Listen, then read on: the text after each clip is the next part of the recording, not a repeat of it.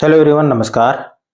कैसे हैं? उम्मीद करता हूं आप सब लोग ठीक होंगे और आपका जो परीक्षा की तैयारी है वो भी ठीक ठाक चल रहा होगा। अगर यदि आपका एग्जाम की तैयारी सही नहीं चल रहा है तो उस सिचुएशन में ये वीडियो आपके लिए बहुत कारगर होगा।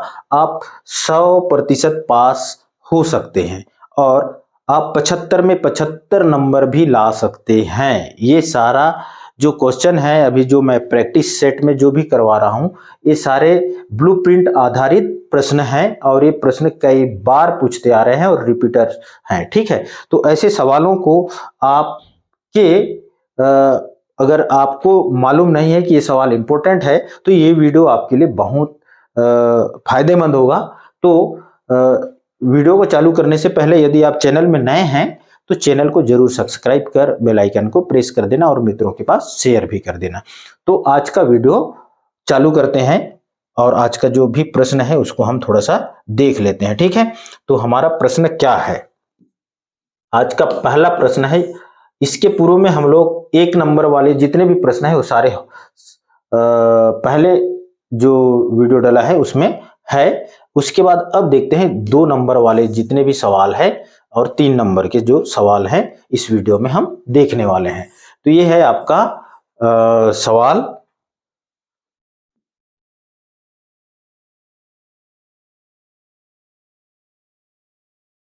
देखिए, ये है आपका 2 नंबर का सवाल। यदि बहुपद P x equal to 2x का स्क्वायर प्लस 3x प्लस 7 है तो पी 0 तथा p माइनस 1 का मान ज्ञात कीजिए। तो यहां पर आपको इस बहुपद में पॉलिनोमियल्स में x का मान 0 और -1 रखना है। तो इस सवाल को अब कैसे हल करने वाले हैं, इस वीडियो के माध्यम से आप जितने भी सवाल हैं सारे सवाल को अच्छे से समझना।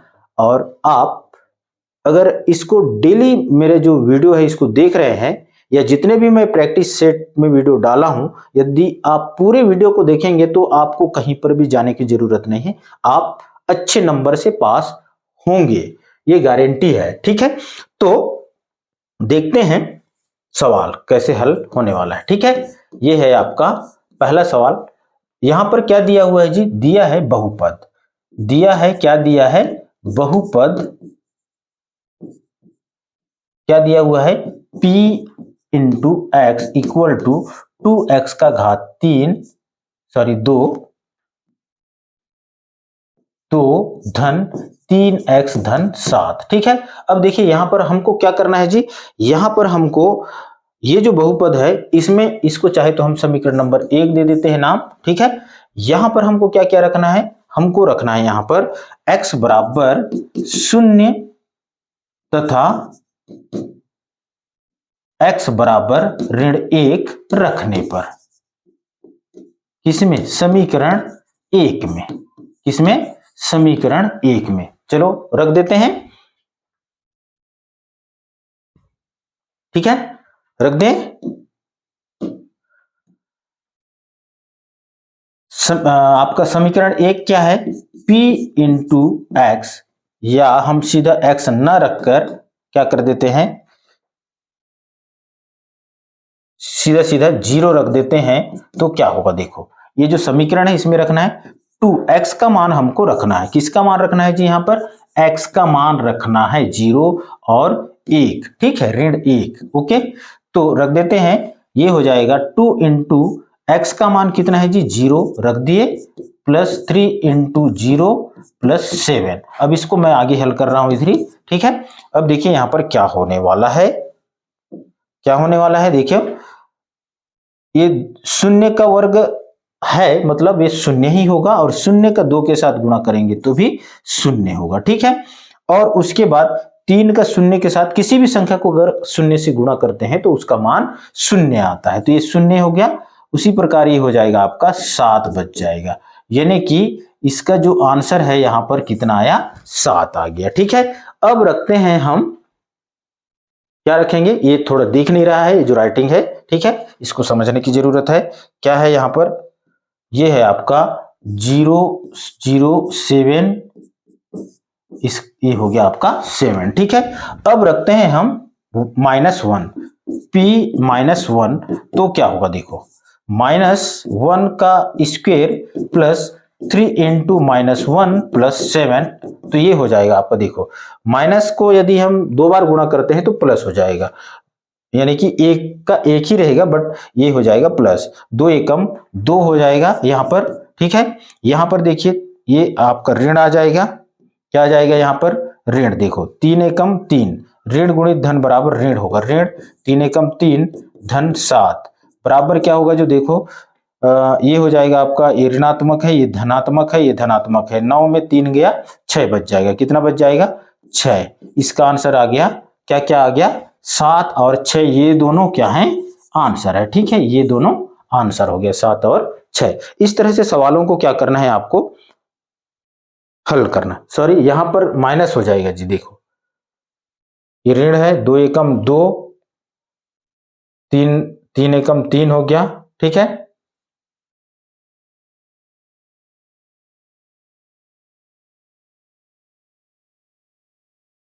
अच्छा -2,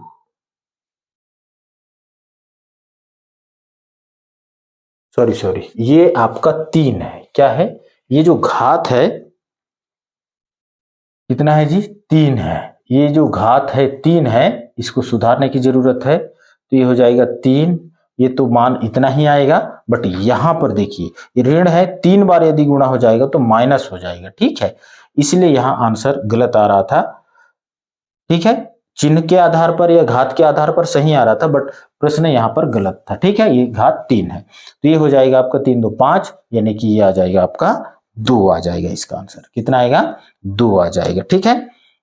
ये हो गया इसका आंसर, ठीक है। इस तरह से सवालों को हल करना। ऐसा सवाल आपको आपके जो बोर्ड पेपर है उसमें देखने को 99% मिलेगा। अगला प्रश्न देखते हैं। अगला प्रश्न है, यदि किसी, देखिए ये है आपका प्रश्न।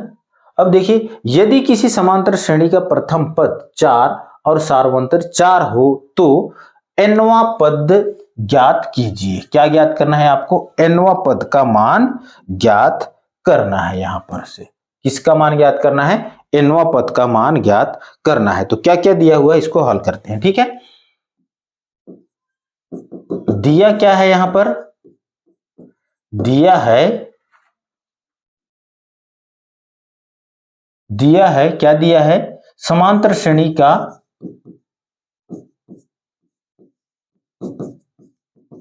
प्रथम पद को ए से दर्शाया जाता है। प्रथम पद ए बराबर दिया हुआ है 4 तथा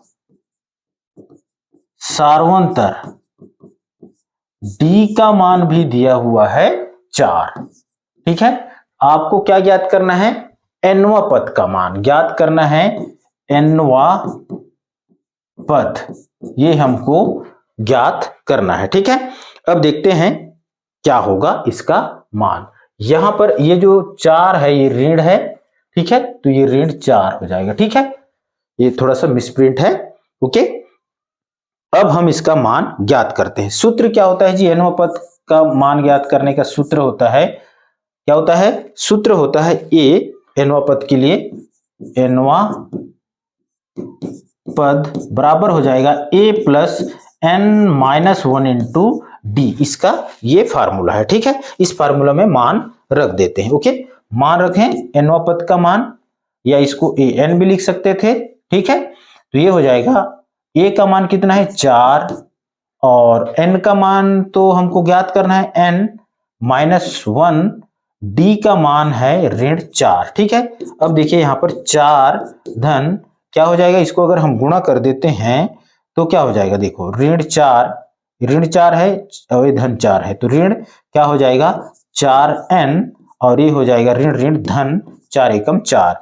तो यहां आएगा क्या, देखो ये धन 4 एक ऋण 4 है, ठीक है। तो यहां से क्या हो जाएगा, ये भी धनात्मक है, ये भी धनात्मक है, तो ये हो जाएगा आपका 8 ऋण 4n। ये n का मान कितना हो गया, nवां पद का मान, ये है इसका आंसर, ठीक है। इस तरह से सवालों को क्या करना है, आपको हल करना है, ओके। ये है आपका 2 नंबर का सवाल। अगला सवाल देखते हैं।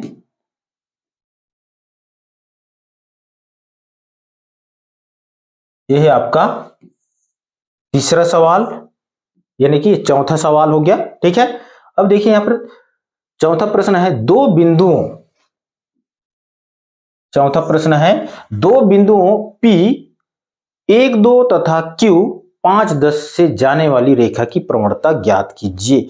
100% ऐसा ही प्रश्न आपको बोर्ड में देखने को मिलने वाला है, इसलिए आप इस प्रश्न को अच्छे से समझना, साथ में प्रवणता का जो प्रवणता हमको ज्ञात करना है उसका फार्मूला को भी याद रखना। ठीक है, देखिए यहां पर क्या क्या दिया हुआ है जी, दिया है रेखा की प्रवणता। देखो दो बिंदु है, कौन कौन से बिंदु है, P बराबर P बिंदु P 1 2 और Q है 5 10। ठीक है, यानी कि ये हो जाएगा आपका x1 y1 x2 y2 का मान है। ठीक है, तो हल करते हैं। रेखा की हमको क्या ज्ञात करना है, प्रवणता। रेखा की प्रवणता का फार्मूला क्या होता है, सीधा सीधा फार्मूला में हम मान रख देते हैं, चाहे तो आप यहां लिख सकते थे बिंदु P x1 y1 1 2 और x2 y2 5 10। ठीक है, ये भी लिख सकते हैं, बट मैं सीधा बना रहा हूं y2 माइनस y1 इसका फार्मूला है, इस सूत्र को जरूर याद रखना। ठीक है, ये आपका सूत्र है। ठीक है, x2 माइनस x1 ये हो गया आपका। ठीक है, अब देखिए y2 का मान क्या है जी, यहां पर 10 होगा। ठीक है, और क्या y1 का मान है 2।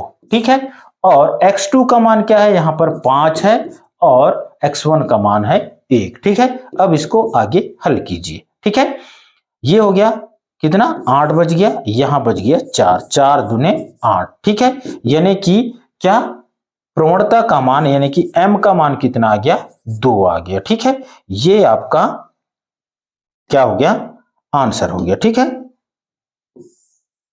ये आपका आंसर हो गया। इस तरह से सवालों को क्या करना है, हल करना है। यानी कि रेखा का प्रवणता का फार्मूला क्या है, ये है y2 माइनस y1 अपान x2 माइनस x1। इस सूत्र से आप प्रवणता ज्ञात कर सकते हैं। ठीक है, अगला प्रश्न देखिए,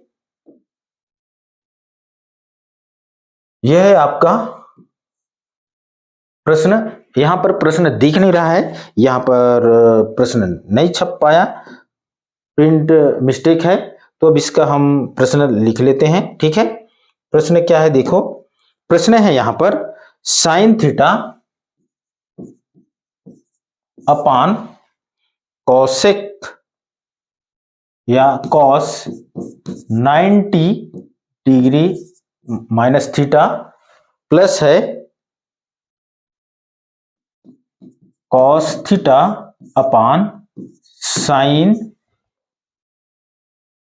90 डिग्री माइनस थीटा। ये आपका क्या है, क्वेश्चन है। ठीक है, इसका हमको मान ज्ञात करना है। तो ऐसे सवाल भी पूछना 100% गारंटी है। ठीक है, तो इसको हल करते हैं। देखिए कैसे हल करेंगे, हम हल करेंगे इसको साइन, इसमें क्या करना है जी, अंश या हर में से किसी भी एक को ही हल करना, मतलब फार्मूला में यूज करना है। ठीक है, तो देखिए यहां पर ऑलरेडी सब चीज है, बस आपको हल करते जाना है, यहां पर कुछ करने की जरूरत नहीं है, आपको फार्मूला याद होना चाहिए। फार्मूला क्या है इसका, सूत्र है इसका, यदि साइन 90 डिग्री माइनस थीटा हो तो साइन का क्या हो जाता है, कॉस हो जाता है, और ये वाला थीटा का मान आ जाता है। ठीक है, अगर स्क्वायर है तो स्क्वायर हो जाएगा, उसी प्रकार कॉस का साइन हो जाएगा, सेक का कोसेक हो जाएगा, टेन का कॉट हो जाता है। ठीक है, तो यहां पर देखिए कॉस का क्या हो जाएगा, साइन थीटा हो जाएगा, प्लस यहां पर हो जाएगा कॉस थीटा अपान साइन का कॉस थीटा हो जाएगा फार्मूला। ठीक है, ये फार्मूला है, बस इसका हमको मान ज्ञात होना चाहिए। इसके बराबर होता है क्या, साइन का कॉस थीटा, ये साइन का कॉस हो जाएगा और ये थीटा का मान आ जाएगा। ठीक है, अब देखिए यहां पर यहां हो गया आपका क्या हो गया, साइन थीटा से साइन थीटा कट गया, कॉस थीटा से कॉस थीटा कट गया, बच गया क्या, यहां पर बच गया आपका इसके बराबर 1 बच गया, इसके बराबर भी 1, तो ये हो गया 1 धन 1 बराबर क्या आया, 1 धन 1 बराबर आ गया यहाँ पर 2 इसका आंसर हो गया। 2 नंबर का प्रश्न है, 2 लाइन में खत्म हो गया। ठीक है, बहुत इजी है और ये सवाल पूछना स्वाभाविक है। ठीक है, अगला प्रश्न देखते हैं। अगला प्रश्न है, ये आपका बोर्ड में 6वां प्रश्न है। क्या है प्रश्न? आंकड़े 3, 8, 10, P5 तथा 4 का समांतर माध्य 15 है, तो मान ज्ञात कीजिए। इसका हमको क्या करना है, मान ज्ञात करना है। ठीक है, देखिए आंकड़े क्या क्या दिया हुआ है, सबसे पहले हम आंकड़े को लिख लेते हैं। ठीक है, आंकड़ा क्या क्या दिया हुआ है, दिया गया आंकड़ा, गया आंकड़ा या आंकड़े। ठीक है, क्या क्या है जी, आंकड़े हैं 3, 8, 10, P5 और 4। टोटल कितने आंकड़े, आंकड़ों की संख्या,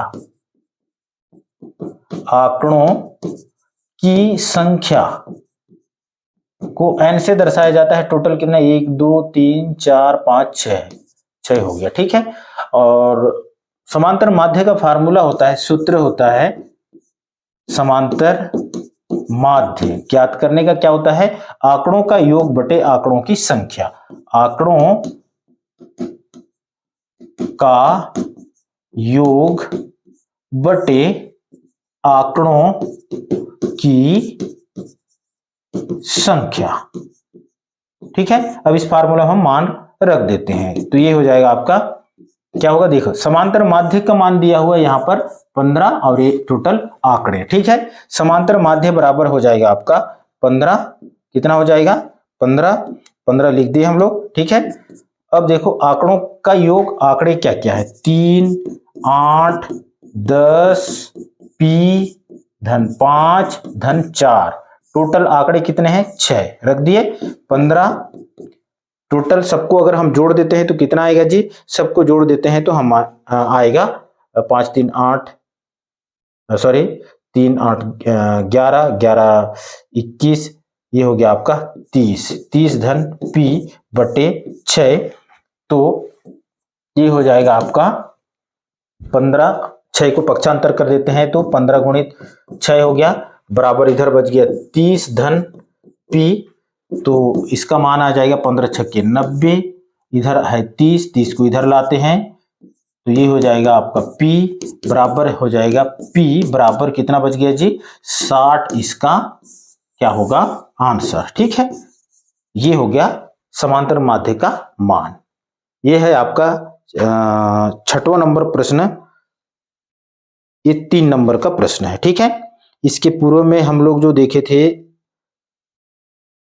ये 2 नंबर का था, चौथा नंबर 5वां नंबर तक, 6वां नंबर ये है आपका कितना, 3 अंक का प्रश्न। कितने अंक का है जी, 3 अंक का प्रश्न है, 3 अंक का प्रश्न है। अगर ये सवाल, इस तरह का सवाल पूछा तो आपसे छूटना नहीं चाहिए। ठीक है, अगला प्रश्न देखते हैं।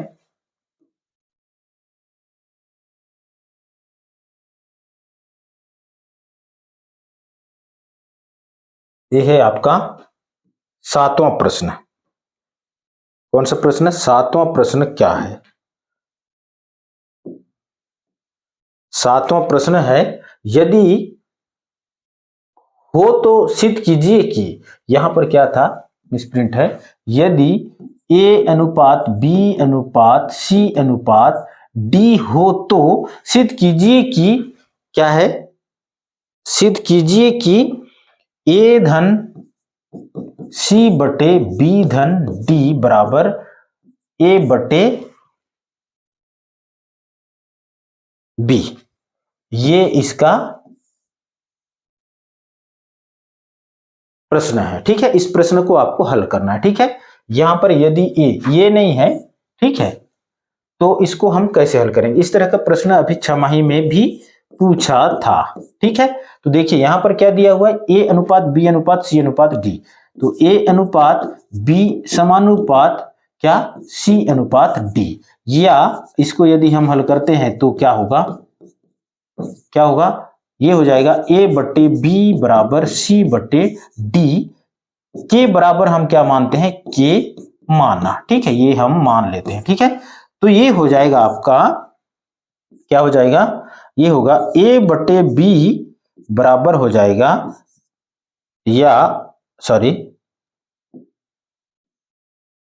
ये होगा आपका a बराबर b के, अगर हम पक्षांतर कर देते हैं तो b के, एक बार हम कर लेते हैं क्या, c बराबर हो जाएगा d के, क्या हो जाएगा, d के। तो सबसे पहले हम लेफ्ट हैंड साइड कर हल करते हैं।